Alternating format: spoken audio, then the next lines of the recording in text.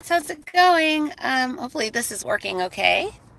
Pulled over on the side of the road. I just left the car dealership and um I just want to I don't know, thank God for my abilities. I get so annoyed and I get so frustrated that I have these abilities and I'm around people that have these abilities like all day, every day because of all the people that I work with. Obviously, I hire the best of the best of the best. So, in my opinion, the people are better than me at what we do. Otherwise, I wouldn't have them working at the center, like, you know, representing my name and whatever. Just like anybody with anything, you're not going to have someone that sucks. Um, and I I look at it like these abilities suck because they cause me to feel pain all the time and I don't feel grounded or I don't feel like attractive or I don't feel like loving, or wanting to sit and like cuddle on the couch with my husband or whatever unless his energy's totally clear and unless I'm totally clear. It's a pain in the ass to have these abilities. But then things like tonight happen and it's like I want to cry because it's like I'm sitting here talking to the car sales guy and I for some reason I thought Jeff needed to go pick up the kids at 8. For some reason I thought that Natalia had to leave at 8. So I told him one of us has to go get the kids. So he goes to get the kids and they're running his credit and doing his thing, which I should have gone and got the kids. And then turns out she didn't even need to leave anyways. So he goes to get the kids, and I'm with the car sales guy by myself, and he's a young kid. Was born in 95, so he's young. And I don't even know how it happened, but I saw this like lily pad on his head, like it was like a suction cup. And I had just gotten my book cover, so for some reason I showed it to him, or he asked me what I did for a living, and I said I'm a spiritual teacher, and he goes, "Oh," just kind of quiet. And as soon as he asked me what I did, I was like, "Oh, I wrote this book," and I showed it, and he goes, "Oh, what's it about?" And I said, kind of woo-woo stuff, probably something you wouldn't be into. And he goes, "Actually, it sounds like something I may be interested in." And as soon as he said that, that's when I saw that lily pad on his head. And I'm like, okay, no guides. I'm not going to bomb him with a reading. This kid's too cool to want to hear me talk about spirituality and all this. He ended up telling me that he was planning to go home tonight and kill himself. And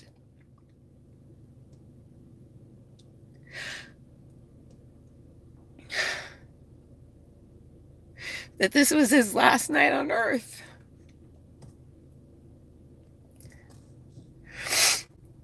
And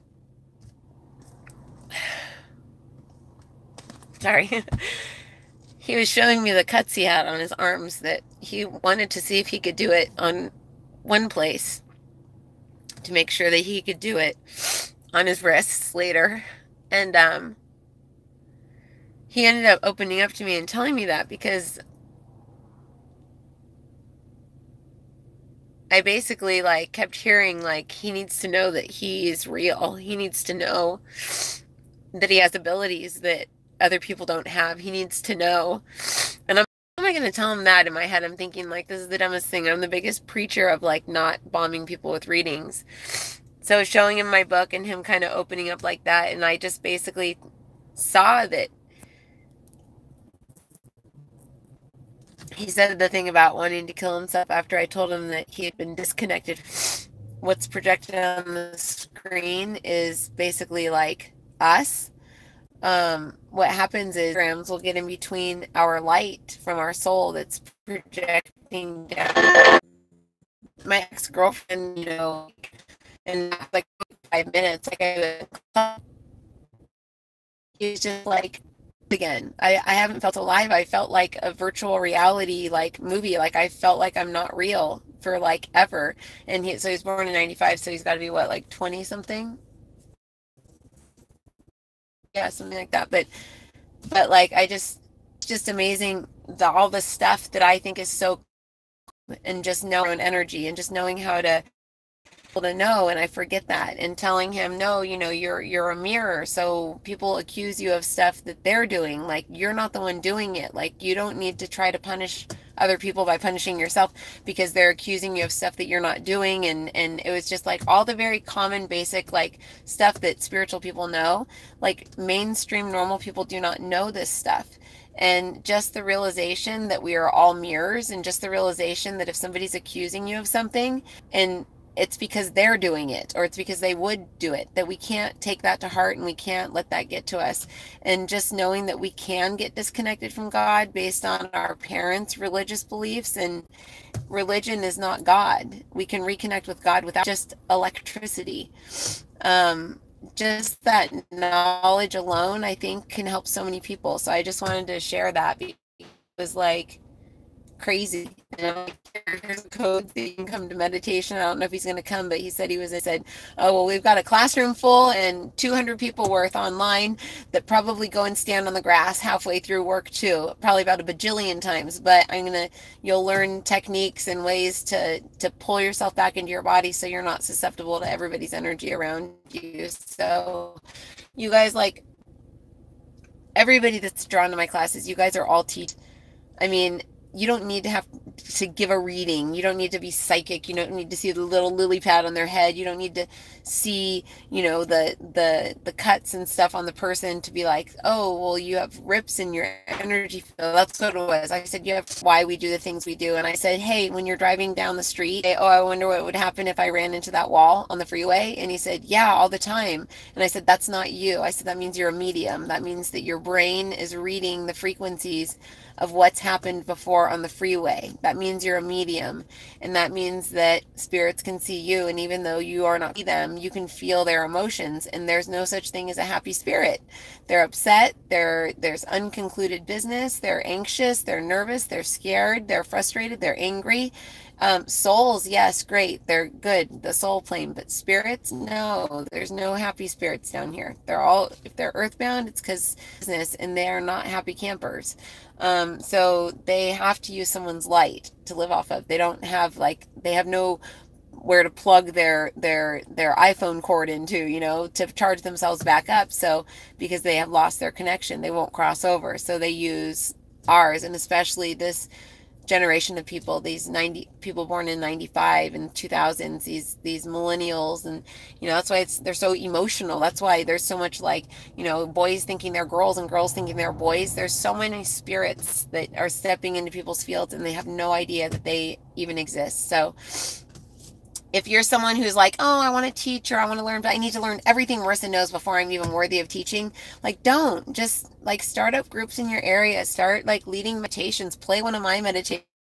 I don't care, but just we need to start educating people that the spirit world is real and we have control over our own energy. And something as simple as the snow globe, or something as simple as the glass elevator, something as simple as just, imagining light cleaning out our snow globe can literally change the world, because then sweet people like that guy I just talked to won't be trying to remove themselves from this planet because they don't feel real. So anyway, I felt like I needed to share that. It's because I'm probably still channeling, and I'll wake up after this and be like, oh God, I'm late. Oh my God, I can't believe I just sat there and talked for 15 minutes about this. So I will see you guys soon. And I gave him my number, and I said, hey, you know what? People pay me $800 to do this, so you better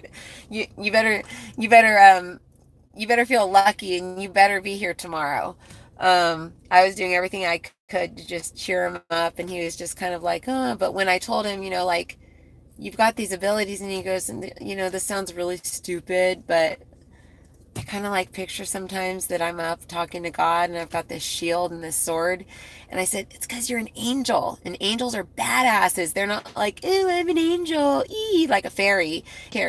They stand at the throne of God, and they're down here to pull people from darkness, and that's what he is here for. So all the crap that we go through in our lives, we're going through it, guys, so that light that's inside of us will make it through all of that stuff, so that we can then turn around and help others. So it doesn't require knowing anything. We don't need to know anything.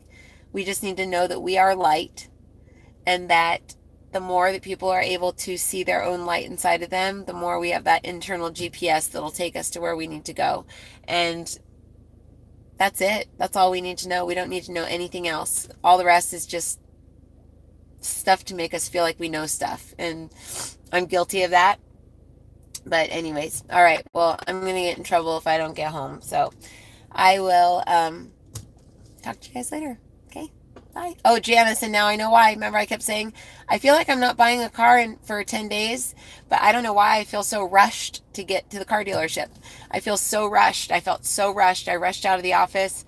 It was because of this. It was all planned. It's our angels, our guides have our backs, you guys. So just trust, all right? Love you all. Bye. I don't know how